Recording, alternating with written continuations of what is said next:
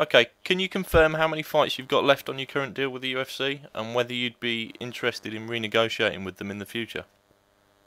Well, I currently have 3 fights left in my contract, and I'm really not interested in renegotiating with UFC to get more fights because to be 100%, and somehow my pay-per-view numbers got changed. Somehow my purse got picked up a little bit, but my pay-per-views got taken down a little bit, and that's why I make my money from the pay-per-view. So I'm not really happy with my pay-per-view status right now. So, and I think I'll bring more to the table of the UFC now. I think I can bring a wider audience to the UFC and stuff like that.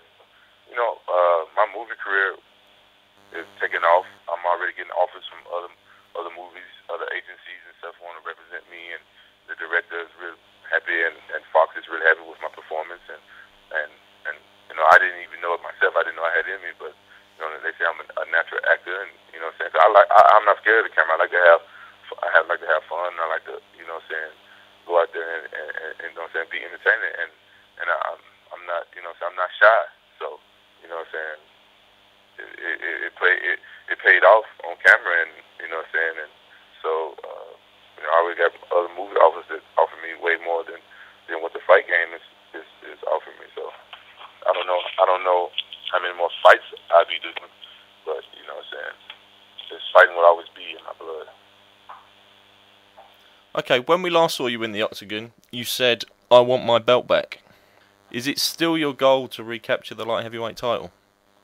Yeah, that's part of the things that I kind of got upset about. You know what I'm saying? When I fought Jardine as a favor, you know what I'm saying, I was basically jeopardizing, you know what I'm saying, my chance to get my belt back. Look at the judges. The judges has been really poor lately, and you know what I'm saying, God forbid the judges would have gave the fight to Jardine, it would drop me out of the #1 contendership when I shouldn't even been fighting him anyway.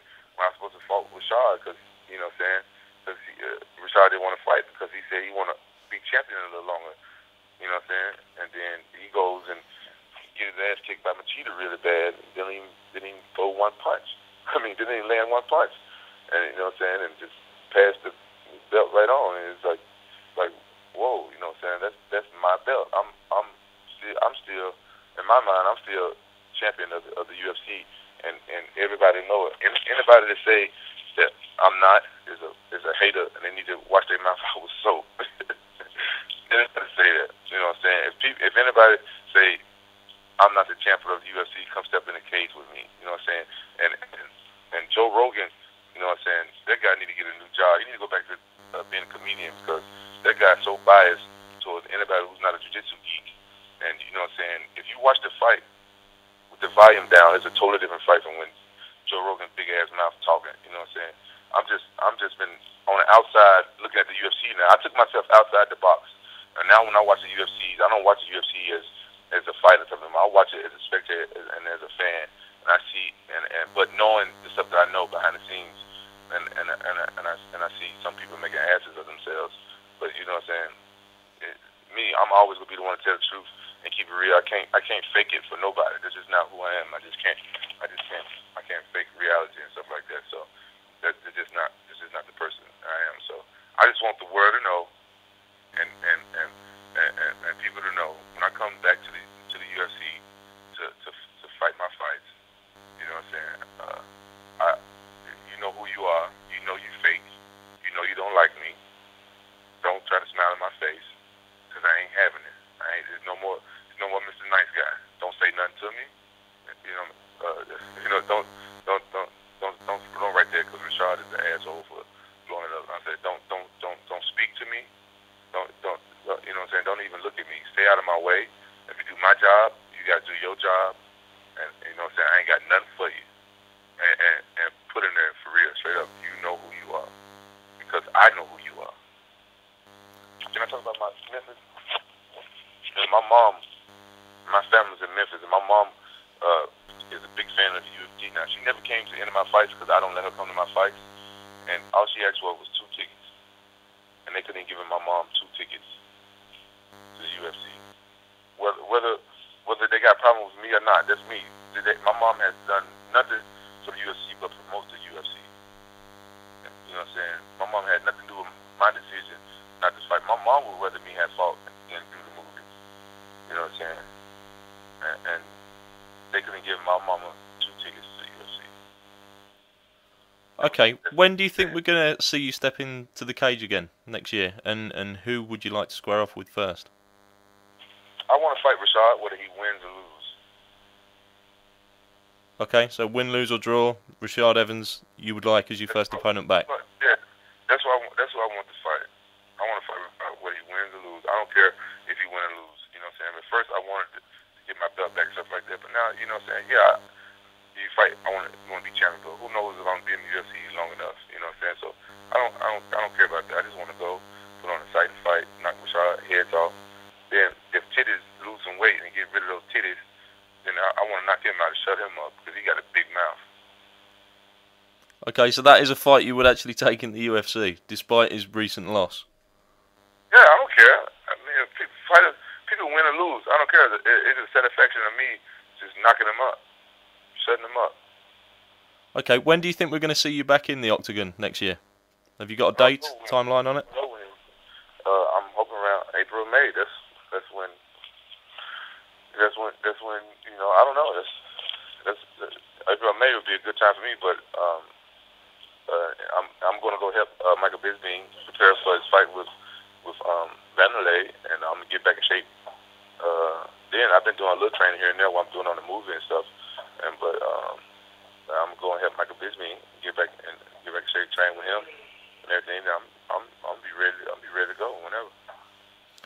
Okay, do you feel people like Daryl and Rashad have grown in confidence since you announced, well, that you were done with the UFC, for want of a better word? And what do you think they thought when they read you were coming back? Well, I don't know. I don't know what they thought of Rashad. You know what I'm saying? I guarantee you this, Rashad. All this stuff he talked on Ultimate Fighter. You guys can mark my words. Go back and watch the season again, right before we fight. All this stuff he said, all this smack he talked, all the cockiness he had. I guarantee you, he don't back up 1 ounce of none of that. He gonna do the same bitch move, run around the cage, try to dance and play with his nipples right before he get knocked the hell out and do the stanky leg once again. Okay, what did you think to your time on The Ultimate Fighter? I think my time spent on Ultimate Fighter was a big waste. I didn't want to do it in the first place. Dana made me do it. It's like me doing them another favor. You fucking get paid $700 a week to stay in Vegas and fucking, you know what I'm saying? It costs you more fucking to stay there. It cost me 30 G's to do that fucking reality show. That's my own fault, because, you know what I'm saying, I like to have fun. You only live one time. I say I put my life on the line every time I go out there and fight. So I'm gonna have fun every second of the moment. Every time I can get fun, I'm gonna have fun, because, you know what I'm saying, when you're in camp, you're in lockdown 6 to 8 weeks, you ain't having no fun. So that's me. That's what I do. So it costs me 30 G's for 6 weeks to have fun in that. And I told the truth. I wasn't fake. My guys, my teammates knew that I didn't want to be there, and I didn't think about it. The UFC is so biased because they got me coaching against guys who won the damn Ultimate Fighter show, and they got it all set up for them. I heard rumors of them even showing forwards my workouts and stuff, so you can see what my guys was working on and training on and stuff like that. You know, it's rumors, but it sounds kind of true. You know what I'm saying? If you think about it, it's entertainment.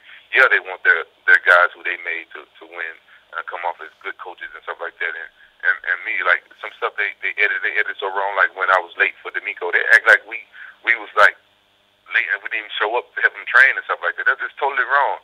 You know what I'm saying? We got caught up at the restaurant. You know what I'm saying? And it was right down the street, and we got caught up there. It took them a long time to get us our food and stuff, because we was there all day. Those days when they fight, you there all day. You go there 3 times a day, and you know what I'm saying? They ain't got no food there at the Ultimate Fighter. They ordered some stuff that they don't got no food, so we went out and ate, and we was probably like 10, 20 minutes late. But we got there enough time to wrap them up and train them, and they try to make it sound like we you know what I'm saying, we didn't even show up. And then the fighters, none of the guys on the team listened to me. I